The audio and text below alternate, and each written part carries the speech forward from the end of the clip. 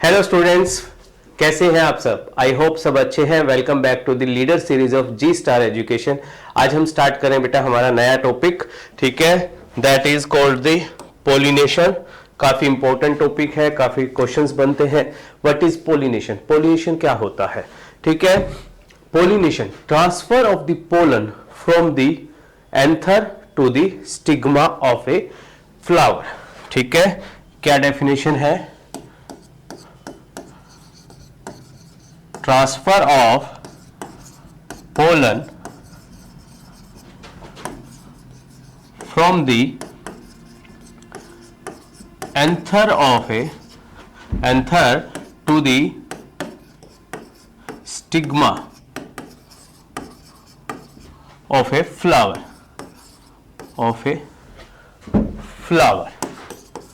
वो फ्लावर जो है बेटा वो सेम भी हो सकता है और डिफरेंट भी हो सकता है। ठीक है, सेम प्लांट पर हो सकता है, डिफरेंट प्लांट पर हो सकता है। ठीक है, पोलिनेशन की जरूरत क्यों पड़ी? Y pollination? क्वेश्चन बनता है वाई पोलिनेशन। ठीक है, आंसर क्या है इस बात का? Because both the gamete are non motile. जो इनके अंदर गैमेट्स बनते हैं, पोलन और जो एग सेल्स हैं, दोनों की दोनों क्या है? नॉन मोटाइल्स है। Both pollen and embryo sacs are non motile. दोनों के दोनों गैमेटोफाइट है बेटा। ठीक है, जो कि क्या रिलीज करते हैं? पोलन से क्या बनते हैं? मेल गैमेट्स निकलते हैं और एम्ब्रायो सैक के अंदर एग सेल। दोनों के दोनों क्या है? नॉन मोटाइल है। इसीलिए पोलिनेशन की जरूरत पड़े। अब हम बात करते हैं कि पोलिनेशन कितने टाइप का होता है, काइंड्स ऑफ पोलिनेशन। पोलिनेशन को दो भागों में डिवाइड किया गया है, self pollination and cross pollination. Self pollination and cross pollination. Self pollination को फर्दर दो टाइप्स में डिवाइड किया गया है, ऑटोगैमी एंड जिनोगैमी, और क्रॉस पोलिनेशन को जीनोगैमी बोला गया है। और इसका दूसरा नाम भी लिख लीजिए, एलोगैमी। वैसे आपके एनसीईआरटी में नहीं दे रखा है, लेकिन बाय चांस आ गया तो ठीक है, हम कोशिश करते हैं जो जो चीजें इंपॉर्टेंट है वो सारी चीजें आपको कवर की जाए। ठीक है, तो याद रखना है जीनोगैमी का दूसरा नाम है एलोगैमी। अब इनके बारे में डिटेल में पढ़ते हैं। सबसे पहले मैं बात करता हूं ऑटोगैमी। ऑटोगैमी कब बोली जाती है? कौन से टाइप का सेल्फ पोलिनेशन है? जब एंथर कहां पर लैंड करे? सेम फ्लावर के स्टिग्मा पर लैंड करे, तब उस कंडीशंस को हम क्या बोलते हैं? Autogamy. The pollination with in a flower.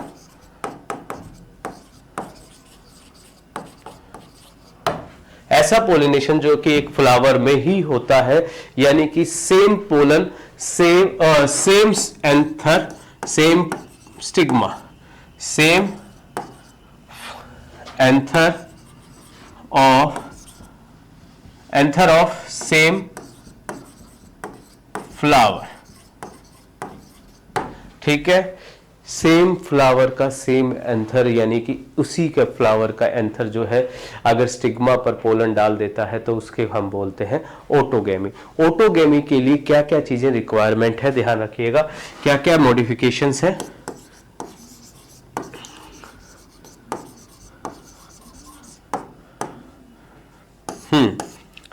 Flower कैसा होना चाहिए? बाइसेक्सुअल होना चाहिए, सेक्सुअल। ठीक है, pollen release and stigma receptivity दोनों साथ में होने चाहिए। क्या क्या चीजें बेटा? पोलन का जो रिलीज है and stigma receptivity at same time. ऐसा नहीं है कि पोलन पहले मैच्योर हो गया और स्टिग्मा बाद में, ऐसा नहीं, सेम टाइम पर। ठीक है, और साथ ही साथ anther and stigma should be close. Stigma should be close. Should be close. दोनों पास पास में होने चाहिए, दूर दूर नहीं होने चाहिए। अगर दूर दूर होंगे तो क्या होगा, वहां तक पोलन पहुंच नहीं पाएगा। ठीक है, ये कुछ फीचर्स हैं। इसी में आपको दिया गया है कि दो टाइप के फ्लावर वाले प्लांट भी होते हैं, दो टाइप के फ्लावर वाले प्लांट भी। कौन कौन से फ्लावर है, 3 एग्जाम्पल याद रखिएगा, सबसे जरूरी है, सबसे इंपॉर्टेंट। वायोला, वायोला का दूसरा नाम कॉमन पेंसी भी है। क्या नाम है, कॉमन पेंसी, जो आपके एनसीईआरटी में दिया गया है बेटा। वायोला ऑक्सैलिस एंड कोमिलीना, ये 3 प्लांट ऐसे भी हैं जिनके पास 2 टाइप के फ्लावर मिलते हैं। कौन कौन से फ्लावर मिलते हैं ये ध्यान रखना है। एक होता है चेस्मोगैमस और दूसरे होते हैं क्लिस्टोगैमस। चेस्मोगैमस एंड क्लिस्टोगैमस, इनमें से क्लिस्टोगैमस से बहुत बार क्वेश्चन पूछा गया है। क्लिस्टोगैमस, चेस्मोगैमस आमतौर पर जो आप फ्लावर देखते हो ओपन फ्लावर जिसके अंदर जो एंथर है और स्टिग्मा है वो वेल एक्सपोज्ड है, खुला हुआ है, उसको देख सकते हो, उसके अंदर पोलिनेशन हो सकती है इजीली। लेकिन क्लिस्टोगैमस कैसे फ्लावर है, क्लोज्ड फ्लावर है, क्लोज्ड फ्लावर, जो कभी भी ओपन अप ही नहीं होते, जो कभी भी ओपन अप ही नहीं होते, वो हमेशा क्लोज्ड रहते हैं, एक्सपोज नहीं होता उनका एंथर, ना ही स्टिग्मा। ठीक है, तो यहां पर जो उसी फ्लावर के अंदर, उस एंथर के अंदर पोलन बने हैं, वही जाकर के स्टिग्मा पर लगते हैं। ठीक है, ये फ्लावर, और ये किस में मिलते हैं, ये 3 एग्जाम्पल आपको याद रखने हैं। वायोला को कॉमन पेंसी भी बोला गया है, ऑक्सैलिस एंड कोमिलीना। ठीक है, समझ में आ गई है। अब मैं बात करता हूं जिटिनोगैमी की। ये भी एक टाइप का सेल्फ पोलिनेशन है, लेकिन सेल्फ पोलिनेशन कैसा, ध्यान रखना है। Geitonogamy, different flower but same plant. Okay, एक चीज ध्यान रखना है, मैं ऑटोगैमी में आपको बता देता हूं। जो आपको डायग्राम दिखाया गया है जिसमें चेस्मोगैमस एंड क्लिस्टोगैमस फ्लावर दिखाए गए हैं, कई बार आपसे पोजीशन पूछ लेता है डायग्राम दे करके, तो ध्यान रखना है जो चेस्मोगैमस फ्लावर है वो अप साइड पर है और क्लिस्टोगैमस जो है वो बिल्कुल हमारे स्टेम के बेस के पास आसपास दिखाए गए हैं। तो ध्यान रखिएगा, क्लोज्ड फ्लावर जो है वो हमेशा नीचे की तरफ है, ओपन फ्लावर जो है ऊपर की तरफ है। ठीक है, चलिए अब बात करते हैं जिटिनोगैमी। जिटिनोगैमी के अंदर क्या है, जिटिनोगैमी, इसके अंदर क्या होता है बेटा कि फ्लावर सेम, प्लांट सेम है लेकिन फ्लावर डिफरेंट है। एक ही फ्लावर, एक ही प्लांट पर, मान लीजिए ये एक फ्लावर है, ये दूसरा फ्लावर। अगर यहां से मेल पार्ट से, इस मेल पार्ट से पोलन निकल करके इसी प्लांट के फीमेल फ्लावर पर जा करके लग जाए तो इस टाइप की पोलिनेशन को हम क्या बोलते हैं, जिटिनोगैमी बोलते हैं। जिटिनोगैमी ये कैसा है, technically this is cross pollination. ठीक है, टेक्निकली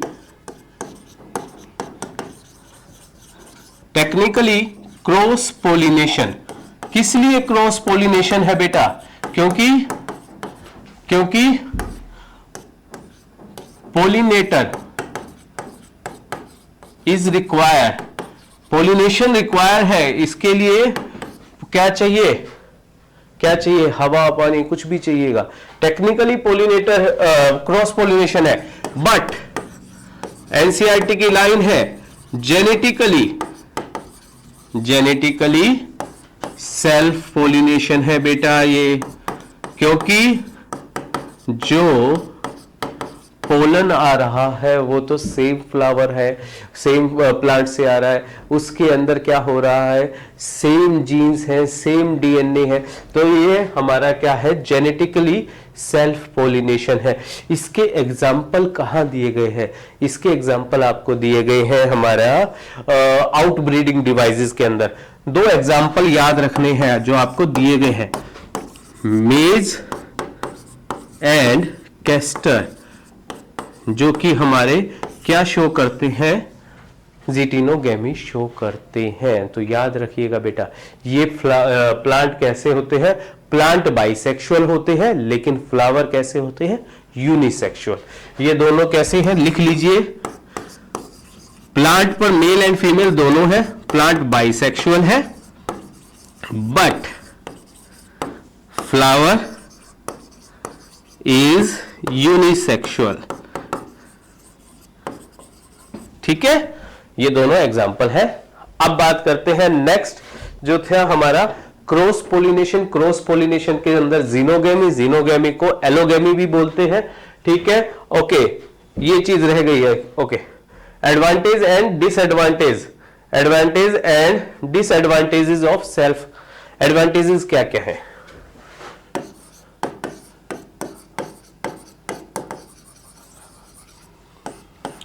सेल्फ पोलिनेशन की, continuity of race,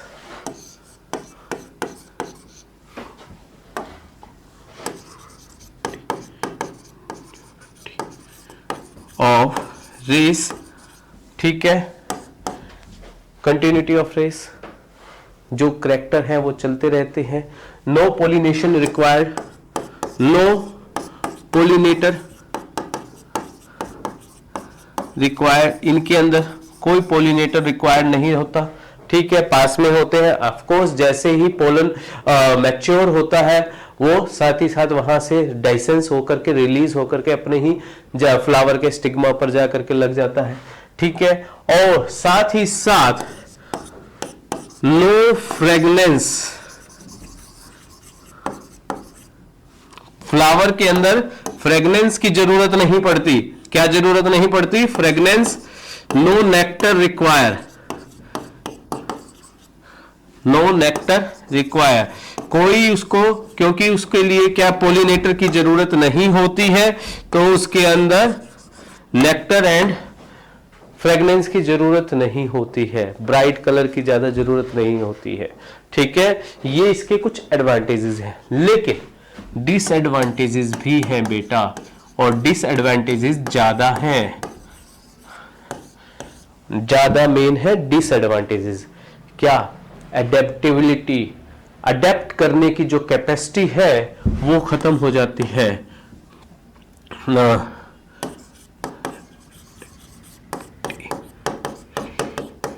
effects, environment change के साथ जो अडेप्टेशन आनी चाहिए वो खत्म हो जाती है। नो वेरिएशन, कोई वेरिएशन नहीं आता,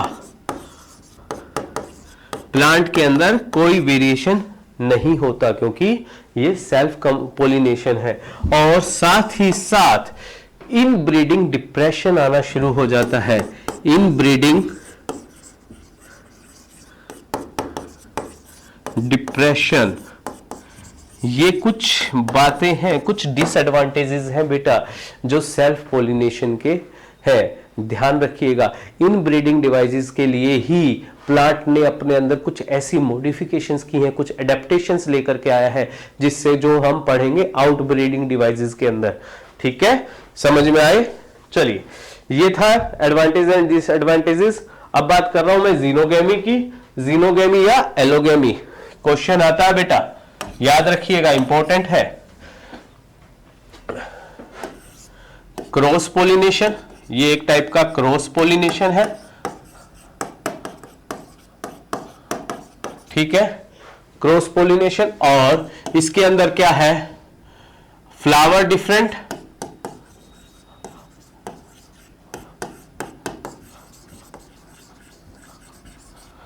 प्लांट डिफरेंट, फ्लावर भी डिफरेंट है और प्लांट भी डिफरेंट है।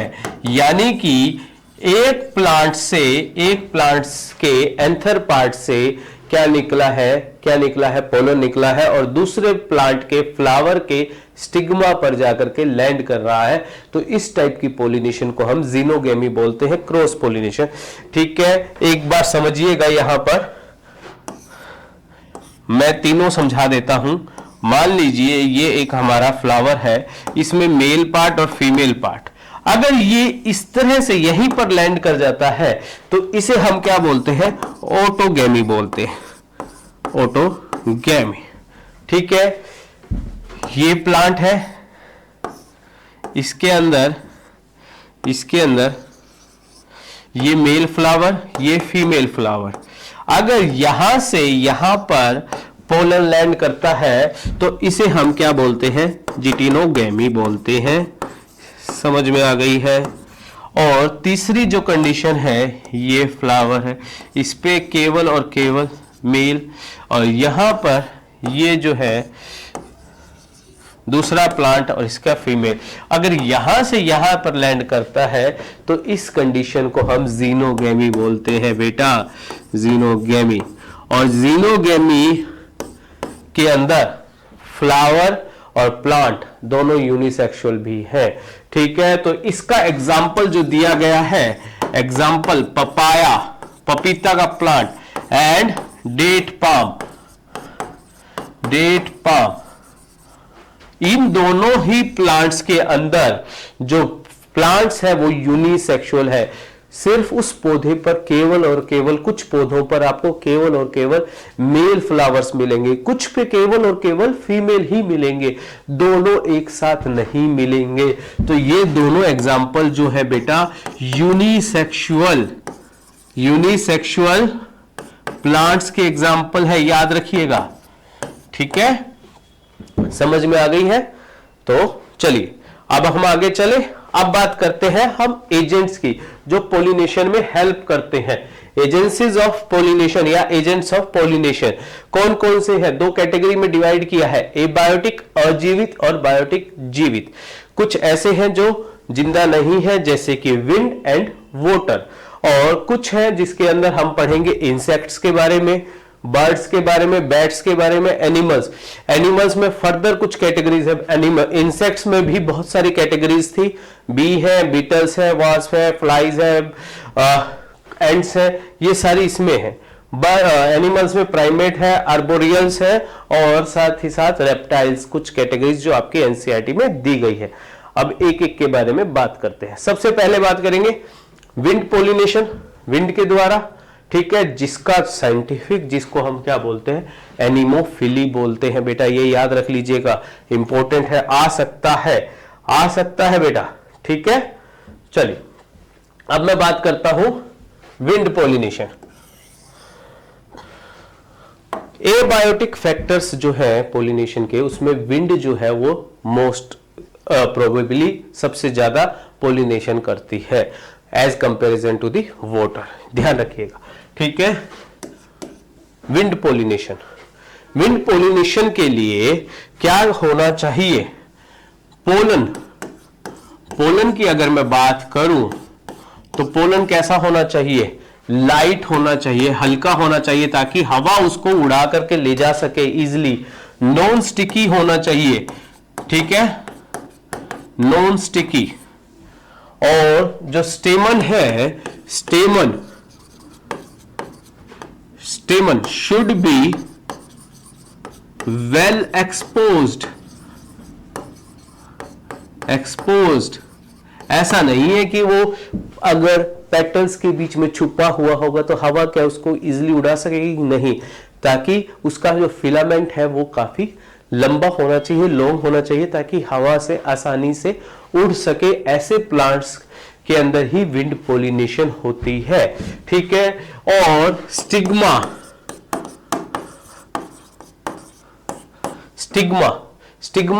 Should be feathery. स्टिग्मा जो है वो फेदरी होना चाहिए, फेदर होने चाहिए, ताकि उड़ते हुए पोलन को वो ट्रैप कर सके, कैच कर सके। और इसका जो एग्जाम्पल दिया गया है, एग्जाम्पल कोन को, जो मक्की आप खाते हो, मक्की के अंदर जो आपको धागे धागे दिखाई देते हैं, उनको हम क्या बोलते हैं? टेसल्स।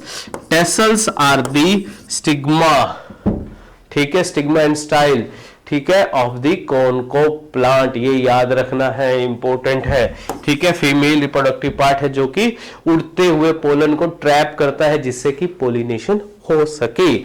समझ में आ गई है? विंड पोलिनेशन, एक लाइन दी हुई है, इंपॉर्टेंट है। Wind pollination occurs in grasses, ये लाइन एनसीईआरटी की है बेटा, बच्चे इग्नोर मार देते हैं। ग्रासेस के अंदर सबसे ज्यादा मेनली विंड पोलिनेशन होता है। समझ में आ गई है? चलिए अब मैं बात करता हूं दूसरी, वाटर पोलिनेशन, जिसको हाइड्रोफिली भी बोला गया है। वाटर फिली,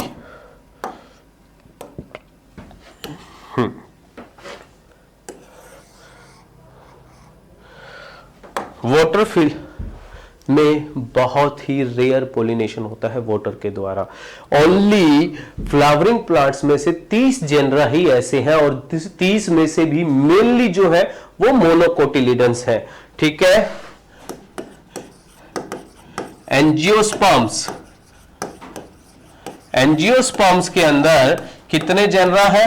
30 जेनरा ऐसे हैं, और 30 जेनरा में से भी मेनली मोनोकोट्स है, ये ध्यान रखिएगा, जिसके अंदर जो वाटर पोलिनेशन के द्वारा अपने आप को क्या करते हैं? फर्टिलाइज करवाते हैं, ठीक है। और साथ ही साथ बाकी अगर हम प्लांट्स की किंगडम के अंदर डिविजन्स की बात करें, कौन कौन से? एल्गी, ब्रायोफाइटा एंड टेरिडोफाइटा, उसमें भी वाटर पोलिनेशन ही होता है। एल्गी, ब्रायोफाइटा एंड टेरिडोफाइटा,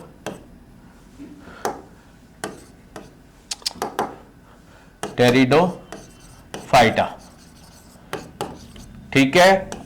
एक लाइन और दी गई है, यहां पर भी दी गई है और प्लांट किंगडम में भी बताया गया है। ब्रायोफाइटा एंड टेरिडोफाइटा जो है वो इतने ज्यादा कॉमन क्यों नहीं है, फैलते क्यों नहीं है? इसीलिए नहीं फैलते क्योंकि उनको अपने फर्टिलाइजेशन के लिए क्या चाहिए? वाटर चाहिए, हाइड्रोफिली होना चाहिए, वाटर चाहिए, ठीक है, इसीलिए वो इतने ज्यादा हमें नहीं मिलते हैं, ठीक है। अब आपको जो वाटर के द्वारा पोलिनेशन होते हैं वो 3 एग्जाम्पल दिए गए हैं। एग्जाम्पल कौन कौन से दिए गए हैं? Vallisneria and hydrilla. मैं इनको 2 भागों में लिख रहा हूं। वेलिसनेरिया एंड हाइड्रेला जो है वो फ्रेश वाटर प्लांट है बेटा। कौन से प्लांट है? फ्रेश वाटर, ठीक है। और एक है सी ग्रासेस का एग्जांपल। सी ग्रासेस, सी वर्ड आ गया है तो आपको समझ में आ गया होगा। जूस्टेरा दिया गया है, जूस्टेरा ये प्लांट दिया गया है, ये मैराइन वाटर में मिलता है, ठीक है, मैराइन वाटर में मिलता है। ये एग्जाम्पल दिए गए हैं जो वाटर पोलिनेशन, वाटर के द्वारा पोलिनेट होते हैं। लेकिन कुछ एग्जाम्पल ऐसा नहीं है कि सारे ही जो पानी में मिलते हैं वो वाटर के द्वारा होते हैं। 2 एग्जाम्पल आपको दिए गए हैं, वाटर हाइजेंथ एंड वाटर लिली। ये 2 प्लांट ऐसे हैं जो वाटर पोलिनेशन नहीं करते हैं, विंड पोलिनेशन या इंसेक्ट पोलिनेशन करते हैं। क्यों? क्योंकि बेटा ये अबव दी वाटर सरफेस होते हैं, ये पानी से ऊपर की तरफ होते हैं, ठीक है, ये ध्यान रखिएगा। और अब मैं बात करता हूं वेलिसनेरिया के अंदर और जूस्टेरा के अंदर।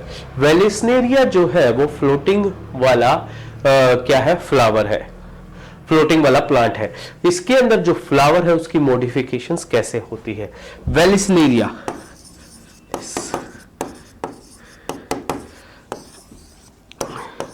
have a long style। इसकी जो फीमेल पार्ट है, फीमेल फ्लावर के अंदर जो स्टाइल है वो काफी लंबी होती है, जिससे कि स्टिग्मा जो है वो कहां तक पहुंच जाए, वाटर सरफेस तक पहुंच जाए। Have long style to reach the stigma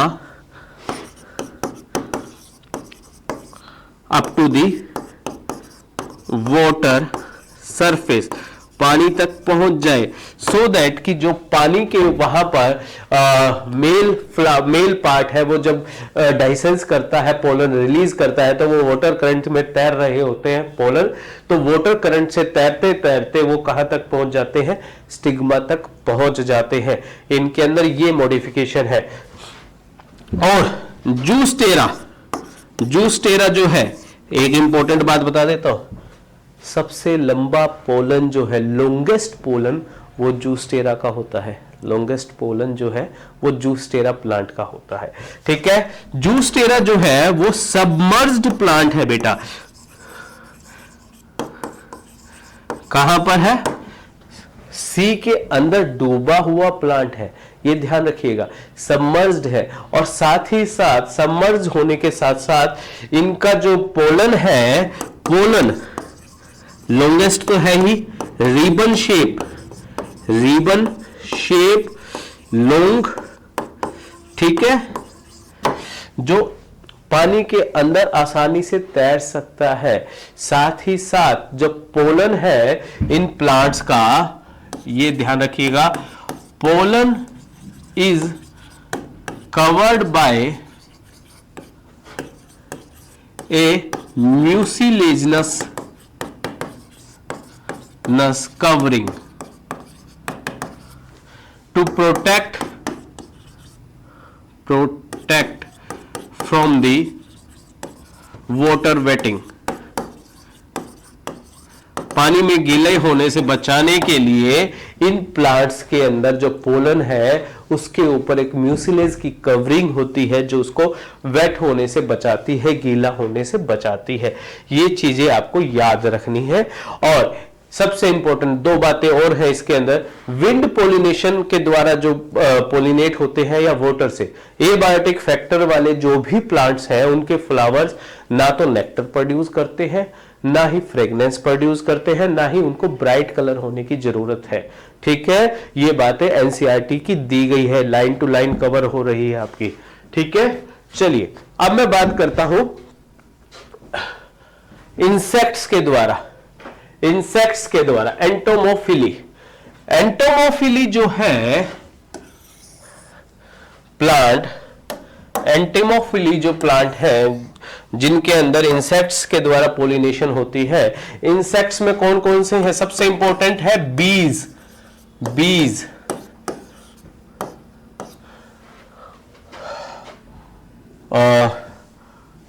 main pollinating agent.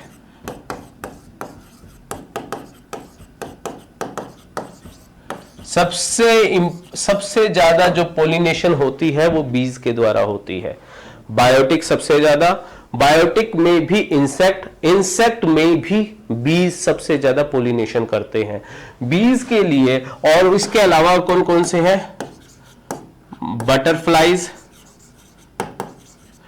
Flies, moth, ठीक है, एंट्स, वास्प्स, ये सभी जो है इनके द्वारा भी क्या होते हैं, इन इंसेक्ट्स के द्वारा भी पोलिनेशन होता है। अब इनके लिए क्या क्या चीजें होनी चाहिए? फ्लावर कैसा होना चाहिए? लार्ज के साथ साथ फ्रेग्रेंस होनी चाहिए, खुशबू देना चाहिए, ब्राइट कलर का होना चाहिए, कलरफुल होना चाहिए, ठीक है। और साथ ही साथ क्या है? ब्राइट कलर, नेक्टर प्रोड्यूस करना चाहिए, नेक्टर, उसके पास रस होना चाहिए जो इसको रिवॉर्ड के रूप में मिलता है, जिसकी वजह से ये इंसेक्ट अट्रैक्ट होते हैं। लेकिन अगर वो फ्लावर स्मॉल होगा, अगर उनके अंदर कुछ प्लांट्स के अंदर जो फ्लावर है स्मॉल होगा, तो वो क्या शो करना चाहिए? इनफ्लोरोसेंस, यानी कि वो अगर फ्लावर छोटे छोटे हैं तो वो गुच्छों में होते हैं, जिससे कि जो इंसेक्ट है वो ज्यादा से ज्यादा वहां से नेक्टर ले सके। ठीक है, ये चीज ध्यान रखनी है।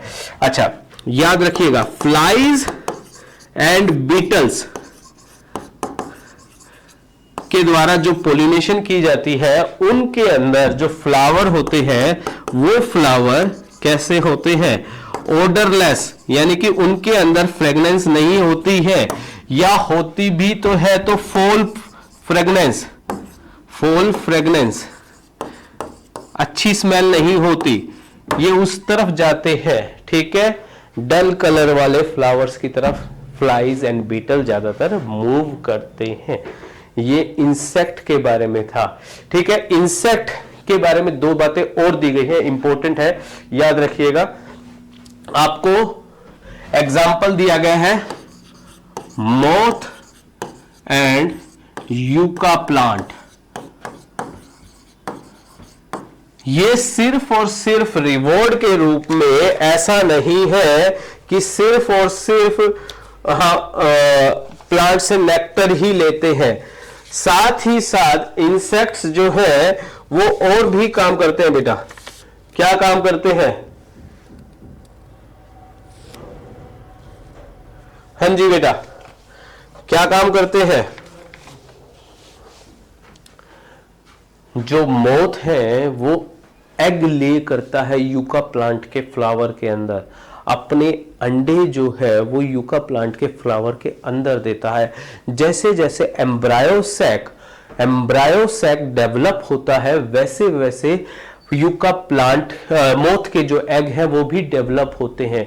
ठीक है, और यूका प्लांट को क्या फायदा होता है? मोथ उनका पोलिनेशन करता है। और ये वाला जो टॉपिक है आप कहां पढ़ोगे? इकोलॉजी वाले चैप्टर्स के अंदर पढ़ोगे। तो ध्यान रखना है, ये जो एग्जाम्पल है वो ओब्लिगेट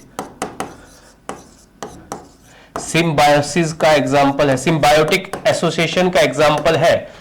ठीक है, वो आगे आएगा। एक दूसरे के बिना जिंदा नहीं रह सकते, एक दूसरे के बिना जिंदा नहीं रह सकते बेटा, ये याद रखिएगा। समझ में आ गई है? और इसके अलावा एक प्लांट और है जिसके अंदर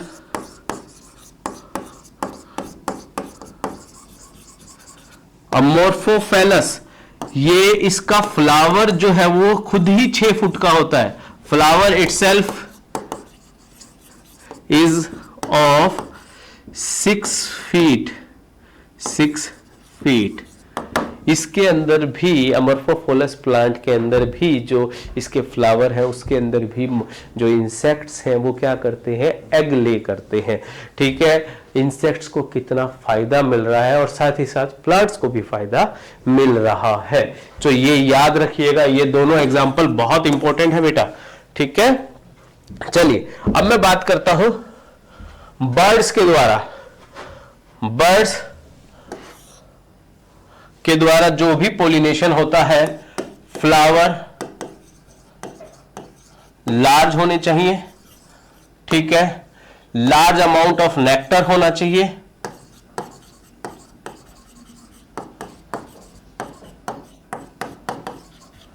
ब्राइट कलर होना चाहिए,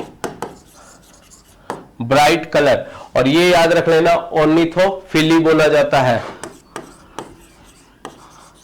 क्योंकि फ्लावर बर्ड्स जो है लार्ज साइज के होते हैं, तो उनको ज्यादा क्या चाहिए? उनको ज्यादा चाहिए नेक्टर, तो उनके अंदर जो प्लांट होते हैं। ठीक है, और बर्ड्स के साथ साथ आपको जो याद रखना है,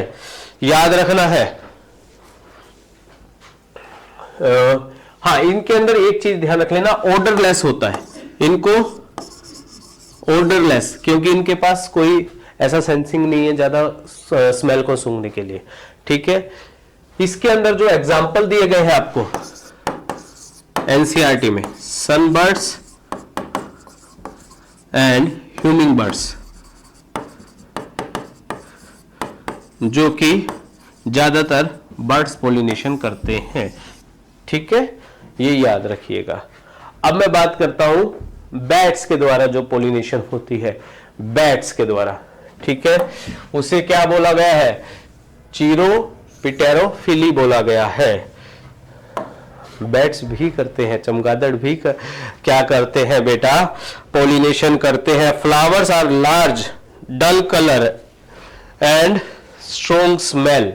ठीक है, इनके अंदर जो फ्लावर्स होते हैं वो कैसे होते हैं, flowers are large,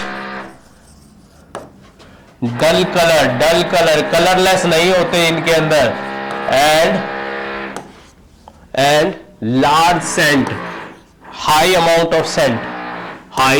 of Saint,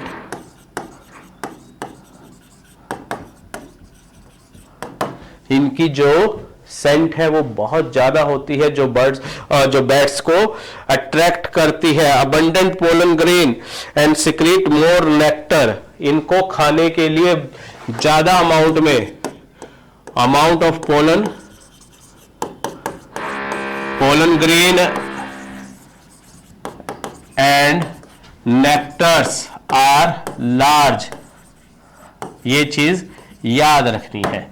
ठीक है बेटा, चलिए इसके बाद अगर हम बात करते हैं कौन सा आता है, आउट ब्रीडिंग डिवाइसेस। एनिमल्स के अंदर हमने बात कर ली थी, एनिमल्स में वहां पर प्राइमेट्स थे, प्राइमेट्स में लेम्यूर्स सबसे ज्यादा, एब्रोवल के अंदर एब्रोरियल के अंदर जो है रोडेंट्स होते हैं, और रेप्टाइल्स के अंदर जीको लिजर्ड और गार्डन लिजर्ड, ये इतनी ही बात ज्यादा है उसके अंदर।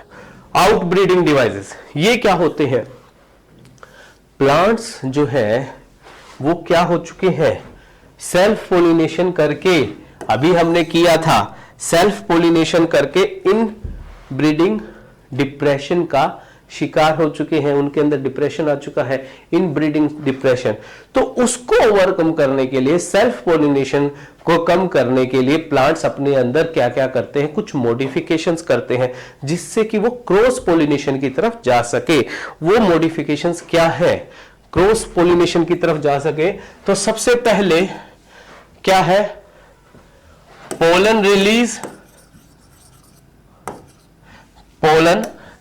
Release and stigma receptivity is not synchronized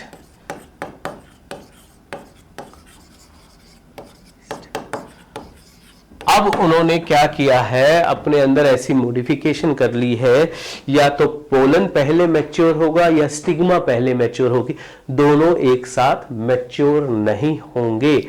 ठीक है, अगर पोलन मैच्योर पहले हो जाएगा तो वो दूसरे प्लांट पर चला जाएगा, दूसरे प्लांट के फ्लावर पर चला जाएगा। अगर स्टिग्मा पहले मैच्योर होगी तो वो दूसरे प्लांट के एंथर को अपने पास पोलिनेट करवा करके फर्टिलाइज कर लेगी। ठीक है, साथ ही साथ दूसरी मॉडिफिकेशन, पोजीशन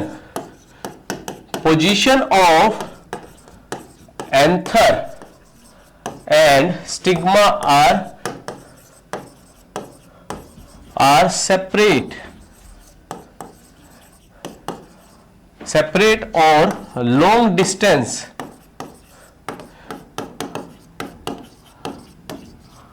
उनके बीच का जो डिस्टेंस है वो बिल्कुल पास नहीं होता, थोड़ा दूर होता है, लॉन्ग डिस्टेंस। जो स्टिग्मा एंड एंथर की पोजीशन है वो सेपरेट होती है, दूर दूर होती है। ठीक है, इसी वजह से क्या होता है, वो सेल्फ पोलिनेशन नहीं कर सकते, क्रॉस पोलिनेशन ही करना पड़ता है। ठीक है, तीसरा जो आपके एनसीईआरटी में दिया गया है वो है सेल्फ इनकम्पैटिबिलिटी। सेल्फ इनकम्पैटिबिलिटी जो कि काफी इंपॉर्टेंट है बेटा, क्वेश्चन बनते हैं। सेल्फ इनकम्पैटिबिलिटी, खुद के लिए कंपैटिबल नहीं होना, खुद के लिए सुविधाजनक नहीं होना। अगर ये क्या है, एक जेनेटिक मैकेनिज्म है, दिया गया है, ध्यान रखिएगा। सेल्फ इनकम्पैटिबिलिटी जेनेटिक मैकेनिज्म, ठीक है,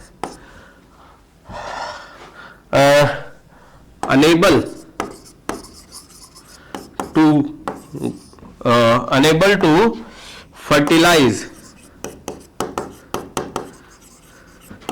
with the pollen from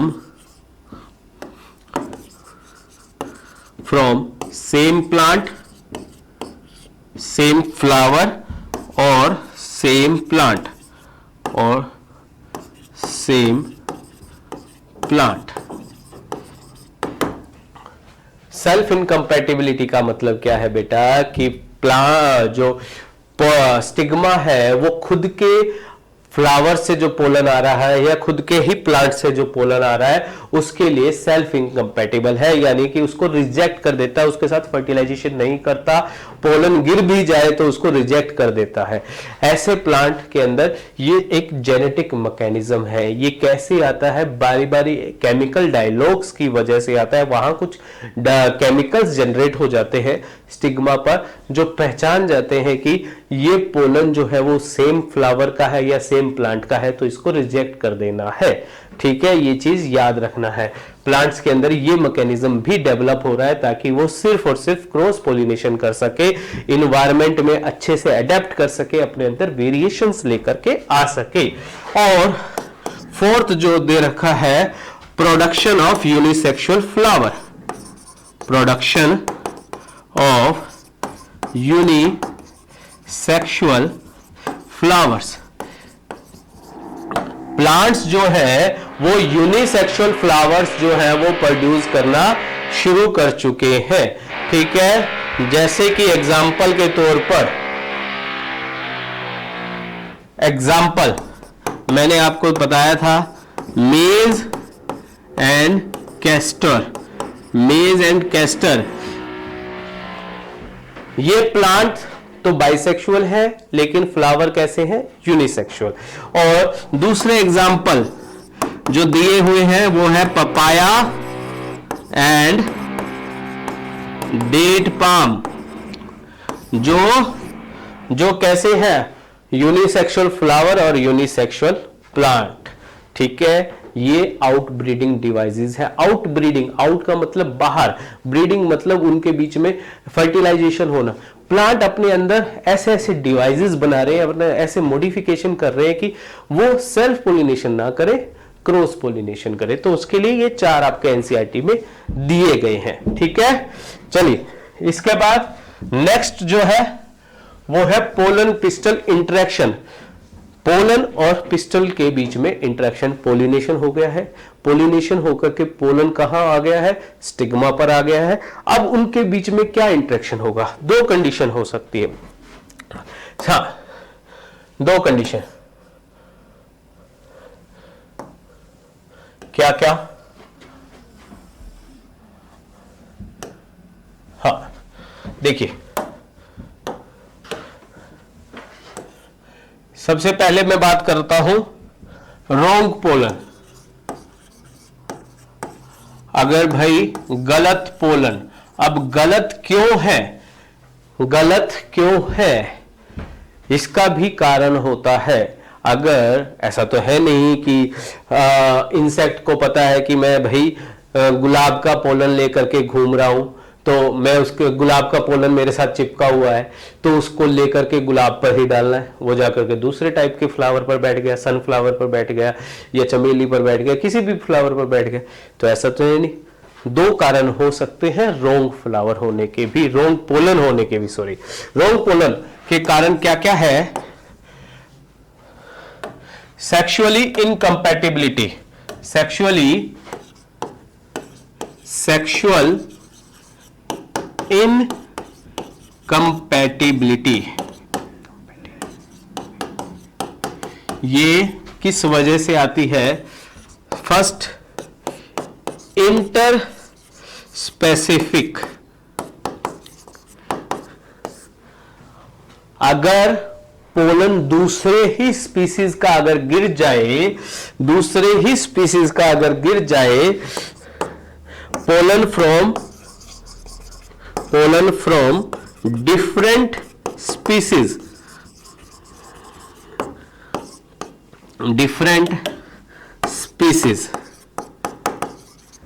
तो उसको हम बोलते हैं interspecific sexual incompatibility.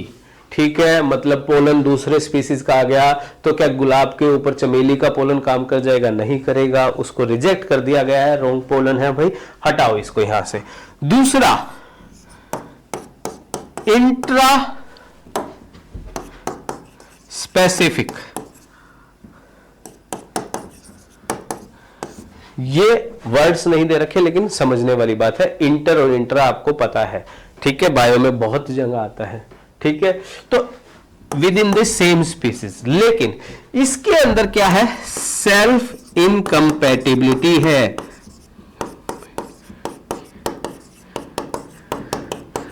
Self incompatibility फिर से आ गया, मैं यही तो कह रहा हूं आपसे, बहुत इंपॉर्टेंट है सेल्फ इनकम्पैटिबिलिटी।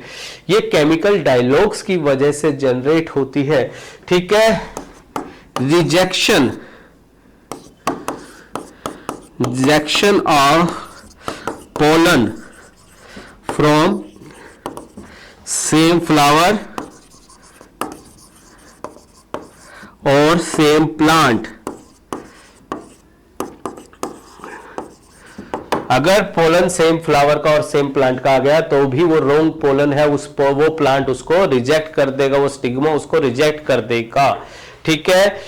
अगर कंडीशन दूसरी होती है बेटा, अगर राइट पोलन बनेगा तो क्या होगा? राइट पोलन मतलब वो प्लांट सेल्फ इनकम्पैटिबिलिटी शो नहीं कर रहा है, पोलन सही आकर के गिरा है, सेम स्पीसीज का पोलन आकर के गिरा है।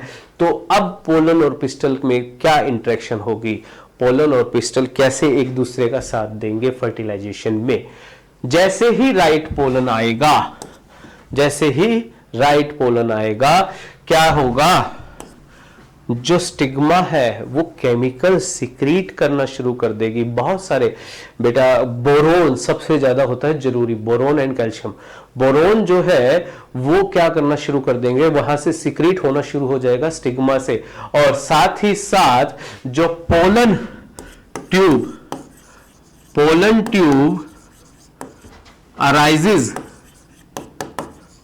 arises from the germ pore, ठीक है। जो हमारे पोलन के अंदर जर्म पोर था, जहां पर स्पोल और पोलिन नहीं था, ठीक है, वहां से निकलना शुरू हो जाएगा, पोलन ट्यूब वहां से निकलनी शुरू हो जाएगी। साथ ही साथ उसके अंदर जो मटेरियल है वो भी शुरू हो जाएगा। आपको पता है 60% एंजियोस्पर्म्स जो है have two cell stage of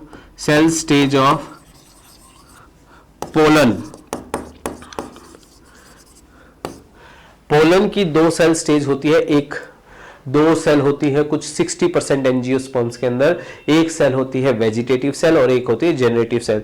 जैसे ही राइट पोलन है और पोलन पिस्टल इंटरेक्शन स्टार्ट हो गई है तो क्या होगा बेटा? क्या होगा? जो पोलन है, पोलन के अंदर वेजिटेटिव सेल है वो वैसे की वैसी रहेगी। जनरेटिव सेल जो है वो माइटोटिकली डिवीजन करके कितने सेल में बदल जाएगी? 3 सेल स्टेज में बदल जाएगी। 1 generative cell and 2,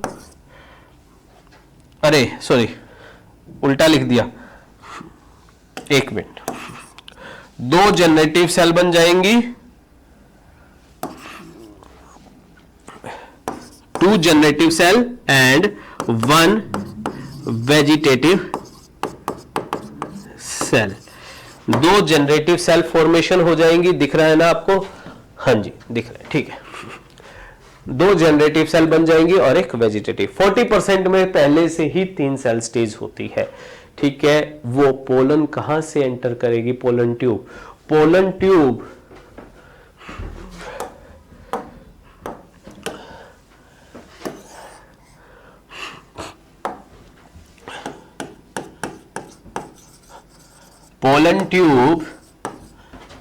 enters in the ovule through the micropyle region and then enter into the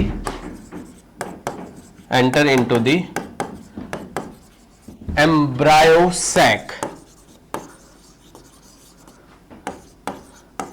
ठीक है, एम्ब्रायो सैक के अंदर कौन थे जो उसको गाइड करते थे? याद कीजिए,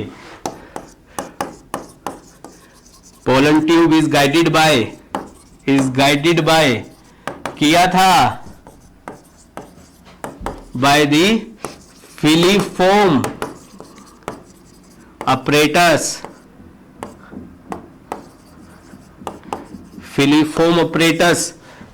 जो कि सिनर्जिड सेल्स के अंदर थिकनिंग्स होती है लोअर्स, जहां पर बेस पर, ठीक है, माइक्रोपाइल रीजन की तरफ से ही वही यहां से कुछ केमिकल सिक्रीट करते हैं जिससे पोलन ट्यूब अट्रैक्ट होती है और गाइड होती है कि किधर से एंटर करना है। ठीक है, एंटर करने के बाद वो कहां पर जाती है? दो जनरेटिव सेल्स को कहां छोड़ देती है? एक को एग सेल में छोड़ देती है, दूसरे को सेंट्रल सेल में छोड़ देती है, जो हम डबल फर्टिलाइजेशन में पढ़ेंगे। ठीक है बेटा, ओके। अब मैं बात करता हूं, एक टॉपिक हो रहा है छोटा सा, आर्टिफिशियल हाइब्रिडाइजेशन। ये क्या होता है? जो फार्मर्स है वो क्या करते हैं, बाइसेक्सुअल फ्लावर्स में या यूनिसेक्सुअल फ्लावर्स में जो उनके डिजायर का पोलन है उसको डाल करके डिजायर कैरेक्टर वाले प्लांट्स को ग्रो करने के लिए आर्टिफिशियल हाइब्रिडाइजेशन की जाती है। इसके अंदर दो प्रोसेस होती है, इमैस्कुलेशन। इमैस्कुलेशन क्या है? Removal of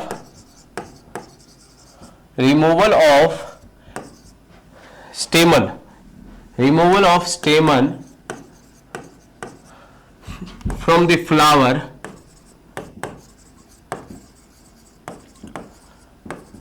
with the help of forceps before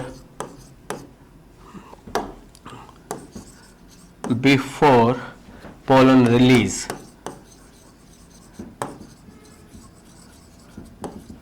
ठीक है, पोलन रिलीज होने से पहले ही जैसे फोर्सेप की मदद से फार्मर क्या करते हैं, उस फ्लावर के अंदर से स्टेमन्स को रिमूव कर देते हैं, जिससे कि जो उसका पोलन है वो उस पे पोलन उसके स्टिग्मा पर जाकर के ना गिरे। ठीक है, इससे क्या करते हैं, साथ ही साथ सेकंड प्रोसेस होती है bagging.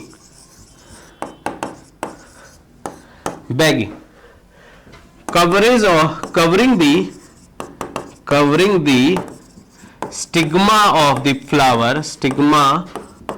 flower with the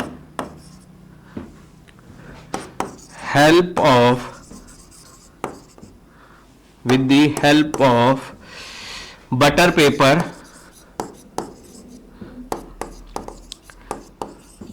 so that the unwanted pollen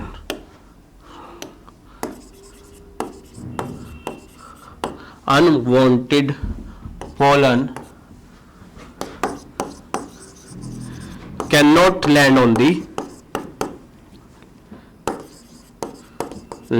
on the stigma।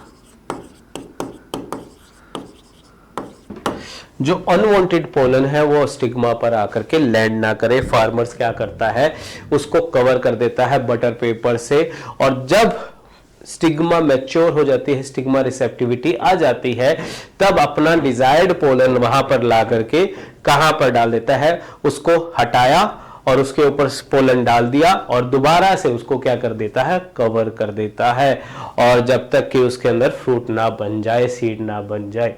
और एक चीज ध्यान रखना है, यूनिसेक्सुअल फ्लावर्स के अंदर इमैस्कुलेशन नहीं की जाती, क्योंकि वहां पर क्या नहीं होता, एंथर होता ही नहीं, स्टेमन होता ही नहीं है।